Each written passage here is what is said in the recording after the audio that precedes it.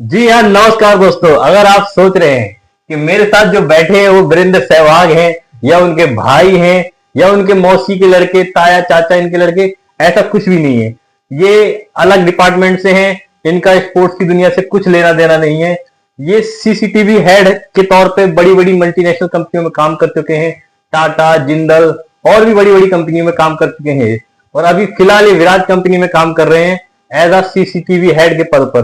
तो सर, क्या आप लोगों को बता सकते हैं कि सीसीटीवी का क्या फायदा है, इसका क्या फुल फॉर्म होता है, क्यों इसको कंपनियों में लगवाया जाता है, क्या इसकी जरूरत है?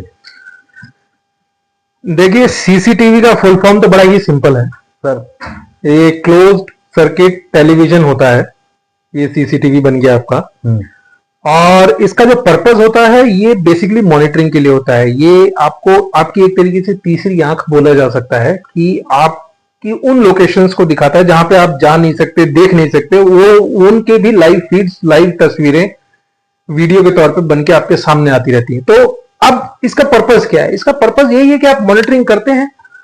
कुछ भी अगर आपको ऐसा लगता है कि भाई ये मेरे प्रोमाइसेस में या फिर मेरी इस जिस भी जगह हमने लगाया है वो वहां पे ऐसा कुछ अनऑथराइज नहीं होना चाहिए, कोई इलीगल एक्टिविटी नहीं होनी चाहिए, वो सब आपको दिखाता है। कई बार चोरी, रॉबरी और जो कोई दूसरे और इंसिडेंट्स होते हैं, कोई एक्सीडेंट्स हो जाते हैं, तो उस पर भी बहुत काम होता है। एक तरीके से ये इन्वेस्टिगेशन का एक टूल है जिसको इलेक्ट्रॉनिक सिक्योरिटी में काउंट करते हैं और आपको एक ये थर्ड आई विजन देता है, एक्सटेंडेड विजन देता है। किसी भी जो फिजिकल सिक्योरिटी के लोग हैं उनको बहुत हेल्प करता है ये। अब अगर साइबर सिक्योरिटी के हिसाब से बात करें तो अगर सिर्फ इकलौता अगर सीसीटीवी को भी अगर आपने सिक्योर नहीं किया तो यही सीसीटीवी आपके पूरे आईटी इंफ्रास्ट्रक्चर को ले डूबेगा, आपको रैंसमवेयर में डाल देगा। और रैंसमवेयर सर, थोड़ा एक बता सकते हो रैंसमवेयर क्या होता है? रैंसमवेयर एक तरीके की लूट होती है, एक तरीके से ये कहा जाए। अगर आपको मैं एकदम देशी भाषा में समझाऊं तो रैंसमवेयर उसको बोलते हैं कि आपकी ऑनलाइन आइडेंटिटी को, जिसके अंदर में आपका पूरा डेटा है, सब कुछ है, उसको मैंने हैक कर लिया या किसी हैकर ने हैक कर लिया और वो उसको इनक्रिप्ट कर देता है जिसको कोई पढ़ नहीं सकता।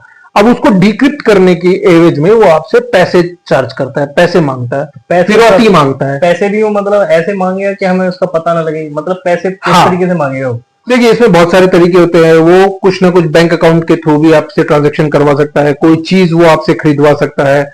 तो आजकल क्या है, नॉर्मली बिटकॉइंस बहुत चल रहे हैं। सर, बिटकॉइंस क्या होता है सर? मतलब एक तरीके की ये डिजिटल करेंसी है और जैसे शेयर मार्केट में चीजें अप एंड डाउन होती हैं वैसे ही इसकी भी जो वैल्यू होती है वो एक दूसरे के कंपैरिजन में अप एंड डाउन होती रहती है। और एक डिजिटल करेंसी के फॉर्म में आती है जिस पर अभी तक कोई उतने लॉज और रूल्स रेगुलेशंस, उसकी कोई ऑर्गेनाइजिंग अथॉरिटी, गवर्निंग अथॉरिटीज नहीं है, लेकिन ये काम करती है। तो इसकी भी वैल्यू होती है। जो आपने बिटकॉइन जितने रुपए का खरीदा उसकी फिर वैल्यू बढ़ती है, फिर आप उसको जैसे ही सेल आउट करते हो you will get actual amount of money. तो ये रैंसमवेयर वाले वैसी कोई चीजें भी आपसे मांग सकते, कुछ भी मांग सकते हैं। मतलब आपसे सीधी सीधी सी बात है, वो फिरौती की डिमांड कर रहे हैं। और अगर एक बार आपने उनको फिरौती दे दी या नहीं भी दी तो सीधी सीधी सी बात है कि वो आपकी चीज को वापस से डिक्रिप्ट नहीं करने वाले। ऐसा नहीं है कि बहुत अच्छे लोग हैं, आपने मतलब हम पैसे देने के बाद भी हम फंसे हुए हैं। आप फंसे हुए हो, आपका डेटा जा चुका है। तो इसीलिए आपको फिजिकल सिक्योरिटी की इस चीज को भी सिक्योर करना है ताकि आपकी इंटरनल आईटी इंफ्रास्ट्रक्चर भी सेफ रहे। ये इसका पर्पस हो गया, इन्वेस्टिगेशन पर्पस है। सर, मेरा तो एक और सवाल है कि सीसीटीवी, जहां तक मैं जानता हूं मेरी नॉलेज के हिसाब से, कि कहीं अगर क्राइम हो रहा है तो अगर वो कोई किसी को मार रहा है, आ रहा है कुछ, तो वो दिख रहा है, लेकिन उनकी बातें क्या हो रही है वो सुनने के लिए क्या करना पड़ेगा सर? देखिए, वैसे तो लीगली अलाउड नहीं है, लेकिन सीसीटीवी के अंदर में माइक भी होते हैं। तो अलाउ उसके परमिशन सरकार से लेनी पड़ती है उसकी? अगर देखिए, जैसे बात करूं मैं मेरे प्रोमाइसेस की, जिस कंपनी के लिए मैं काम करता हूं, अगर उस कंपनी के अंदर में मेरे को सीसीटीवी के अंदर में वॉइस भी चाहिए, उनका ऑडियो भी चाहिए, तो मेरे को करना कुछ नहीं है। मेरे को बस ऑडियो इनेबल करना है और हर जगह जहां पे मैंने ये लगा रखे हैं कि this area is under CCTV surveillance के जो बोर्ड लगा रखे हैं, साथ में उसके मेरे को ये भी लगाना पड़ेगा कि आपके ऑडियो भी कैप्चर्स हो रहे हैं। मेरे को पहले उनका कंसेंट लेना पड़ेगा, हर किसी का। अगर आप किसी का वीडियो रिकॉर्ड करते हैं, किसी की वॉइस रिकॉर्ड करते हैं, इवन फोन पे भी, तो आपका कंसेंट जाता है। फोन पे बीप आती है, आपको बताते हैं सामने वाले को कि भाई आपकी चीज को रिकॉर्ड किया जा रहा है। इसका सर कोई नुकसान होगा इसलिए शायद परमिशन नहीं देते होंगे। नहीं, परमिशन की तो बात ही नहीं है ना। ये मैंने जैसे अपनी मेरे एरिया के अंदर में बताया कि जो मेरा प्रोमाइसेस है, जो प्राइवेट कंपनी का प्रोमाइसेस है या फिर एकदम प्राइवेट प्रोमाइसेस है, उसके अंदर में मेरे को लोगों को बताना है कि भाई आपकी वीडियो के साथ में ऑडियो भी कैप्चर हो रही है। मेरे को उनको बताना, एक तरीके से मैंने उनका कंसर्ट ले लिया। और अगर यही पब्लिक की बात करूं, पब्लिक एरियाज की, जो कि नॉर्मल जो जेडीए कॉम्प्लेक्सेस होते हैं या गवर्नमेंट के कॉम्प्लेक्सेस होते हैं, म्यूनिसिपैलिटी वगैरह, वहां पे अगर मेरे को लगाना है, जो कि पब्लिक एरिया हो गया, तो वहां पे गवर्नमेंट भी ये काम नहीं कर सकती। सेम चीज उनके लिए भी लागू होती है कि भाई उनको भी कंसेंट लेना होता है, उनको भी लोगों को बताना पड़ेगा कि भाई आप यहाँ पे वीडियो सर्वेलेंस में हैं और आपकी वॉइस भी रिकॉर्ड होगी। ऐसा नहीं है कि आपकी वॉइस रिकॉर्ड नहीं, तो आपको अगर आप ये बताओगे तो आप ले सकते हो। बट बेसिकली क्या है कि क्या आप इतने ओपन एरिया के अंदर में उतनी अच्छी साउंड क्वालिटी आप कैप्चर कर पाओगे? क्या आपके वो बैंडविड्थ में इफेक्ट करेगी? आपका कितना डेटा वहां पे लॉस हो रहा है, मतलब लॉस नहीं, कितना डेटा आपका कैप्चर हो रहा है, कितनी बैंडविड्थ आपको लग रही है, क्या आपके पास में हार्ड ड्राइव साइज होगा? क्यों? क्योंकि अगर आप एक वीडियो ले रहे हो तो वो वीडियो के साथ में एक ऑडियो भी पैच होगा। एक वीडियो है, उसके साथ में एक ऑडियो भी पैच होगा, तो जो साइज आपकी इतनी लगनी थी अब वो इतनी लगेगी। इट मीन्स टू से कि अगर आपको एक दिन के अंदर में पूरा 1 GB स्टोरेज लग रहा था वीडियो का, तो अगर आप उसमें ऑडियो डालोगे तो डबल हो जाएगा, ऑलमोस्ट डबल हो जाएगा। तो आपका स्टोरेज बढ़ गया, उसके लिए आपको बैंडविड्थ चाहिए, वो बैंडविड्थ बढ़ गई। बैंडविड्थ क्या होता है? ये डेटा साइज होता है, मतलब कि आपकी कितनी स्पीड से चीजें चल रही हैं, मतलब जो इंटरनेट स्पीड चल रही है उसके अंदर में भी बैंडविड्थ को एक और चीज में बोलूं कि ये इंटरनेट स्पीड भी नहीं बोले जाएंगे इसके अंदर में। ये इंटरनेट स्पीड के साथ में इसमें एक और चीज होती है बैंडविड्थ के अंदर में, कि आपका जिस मीडियम के थ्रू आपका डेटा जाएगा वो उसको हैंडल कर सकता है क्या। क्योंकि जो डेटा होता है, जो ऑनलाइन डेटा होता है, वो सीधा जैसे हम यहाँ से लेटर भेजते हैं वैसे नहीं जाता है, वो पैकेट्स में कन्वर्ट होता है, क्योंकि डिजिटल फॉर्म है। वो कितना भी बड़ा हो, जैसे अगर आपके पास में कोई ब्लू रे की पिक्चर है जो कि 12 GB की है, और अगर आपको एक जगह से दूसरी जगह उसको भेजना है या इंटरनेट पे अपलोड भी करना है, तो वो 12 की 12 एक साथ नहीं जाती है, एक डीवीडी की जैसे।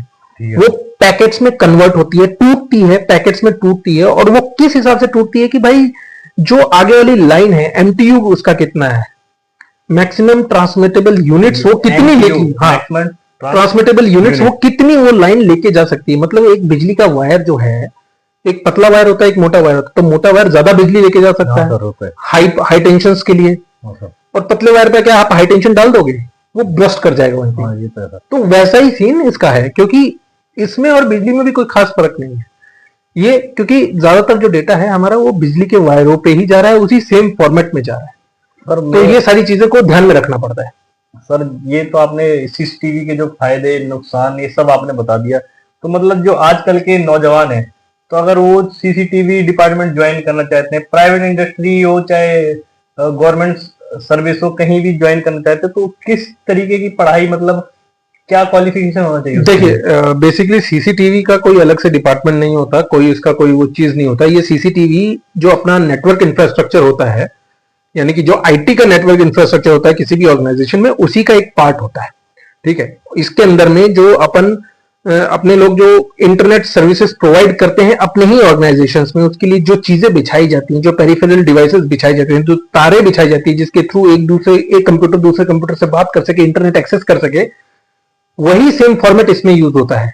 ये उसी का पार्ट है, तो अलग से कुछ नहीं है, पहली चीज। दूसरी चीज, ये सारा कंप्यूटर साइंस का एक हिस्सा है।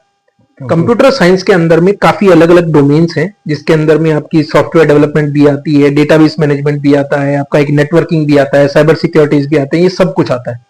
तो ये सब आपस में इंटरकनेक्टेड, तो ये सब कंप्यूटर साइंस का पार्ट है। आप उसको करिए और उससे भी हो जाएगा कंप्यूटर साइंस। हाँ, और दूसरा, अगर आप इलेक्ट्रॉनिक्स और कम्युनिकेशंस भी काम करते हैं, मतलब बीटेक करते हैं इलेक्ट्रॉनिक या कम्युनिकेशन से या ट्रिपल से, तो वो हो गया इलेक्ट्रिकल इंजीनियरिंग एक तरीके से। लेकिन इलेक्ट्रिकल इंजीनियरिंग जैसे मैंने आपको बताया था कि बैंडविड्थ कैसे काम करती है, कैसे डेटा मूव करता है, तो वो बिजली के तारों पे मूव करता है। तो अगर आपने इलेक्ट्रिकल कम्युनिकेशन भी किया हुआ है, इलेक्ट्रिकल इंजीनियर भी हो, तो आप ये सारी चीजें पढ़ लोगे कि कैसे डेटा एक जगह से दूसरी जगह जाएगा, फोन पे बात कैसे होती है, फोन के वायर्स कैसे होते हैं, कोएक्सियल केबल्स कैसे होती है, फाइबर ऑप्टिक्स कैसे काम करती है, लैन केबल जो नॉर्मल पतले पतले वायर होते हैं बिजली के, वो कैसे काम करते हैं। आपको पता नहीं है, मैं आपको एक चीज और बता देता हूँ कि जो हमारी इंटरनेट की वायर होती है, जो घरों में या ऑफिस में लगी रहती है, जिसको लेके हम अपने पीसी के अंदर या लैपटॉप में लगाते हैं इंटरनेट एक्सेस करने के लिए, वो जो उसके अंदर उस टोटल एक वायर के अंदर में टोटल 8 छोटी छोटी वायर्स होती है, पतली पतली।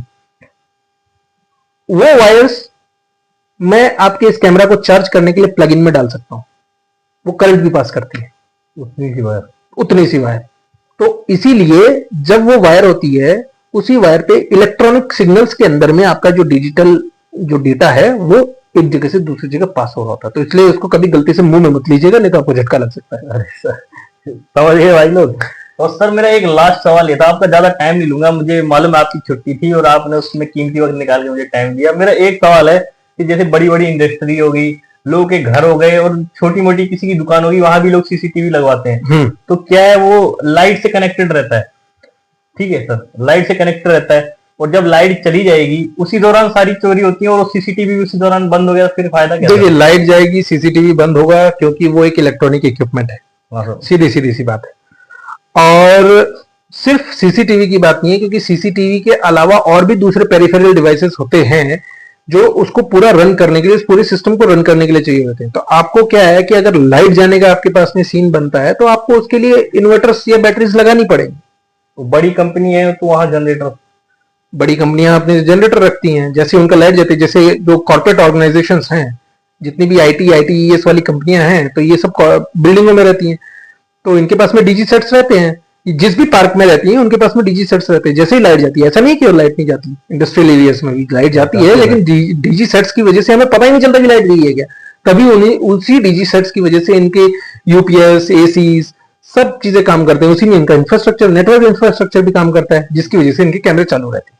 सर एक सवाल छोटा सा है कि जो लाइट जाएगी तो डीजी ऑन होने से लेके और डीजी ऑन होने तक, तो जो बीच का टाइम होता है उसमें अगर कुछ हो जाए, फ्लक्चुएशन ऑफ सेकंड्स है, आपको पता भी नहीं चलेगा। जो इलेक्ट्रॉन्स एक केबल पे घूम रहे हैं, जिसकी वजह से करंट फ्लो हो रहा है, आजकल के डीजी सेट्स और इन्वर्टर्स, डीजी सेट्स और बीच में इन्वर्टर रहता है। ये ऐसा है कि ये आपकी मेन कंपनी है, इस मेन कंपनी के अंदर में यूपीएसएस है, इन्वर्टर्स हैं, और फिर बाद में बाहर की तरफ में डीजी सेट लगा हुआ। जैसे लाइट जाएगी तो पहले टेक ओवर लेगा यूपीएस, जो आपके इन्वर्टर्स हैं, इतने में डीजी सेट चालू हो गया। वो डीजी सेट से जो लाइट आएगी वो इन्वर्टर्स के थ्रू होके जाएगी, तो वो इन्वर्टर्स में जा रही है, इन्वर्टर्स आगे भेज रहा है, और फिर जैसे ही वो पूरा फ्लो कनेक्ट हो जाता है, तो ये इनका आपस में कम्युनिकेशन बंद हो जाता है, और वो DG set directly light flow करता है। जैसे ही लाइट आती है वो ऑटोमेटिकली कट डाउन हो जाता है। ठीक है सर। सर और अभी हम इस पॉडकास्ट पे यही खत्म करने वाले हैं, तो उससे पहले आप सर हमारे दर्शकों को इतना बता सकते हैं कि उनके जो बच्चे पढ़ाई कर रहे हैं या कुछ भी कर रहे हैं, तो किस तरीके से वो आपके साथ ज्वाइन हो सकते हैं, या किसी भी ऑल इंडिया में, ऑल वर्ल्ड में डिपार्टमेंट में ज्वाइन होने के लिए क्या करना पड़ेगा सीसीटीवी के? सर ये बता दो सर। ये देखिए, सीसीटीवी का मैंने वो आपको बताया था कि सर आपने बता दिया, लेकिन उसका मतलब एक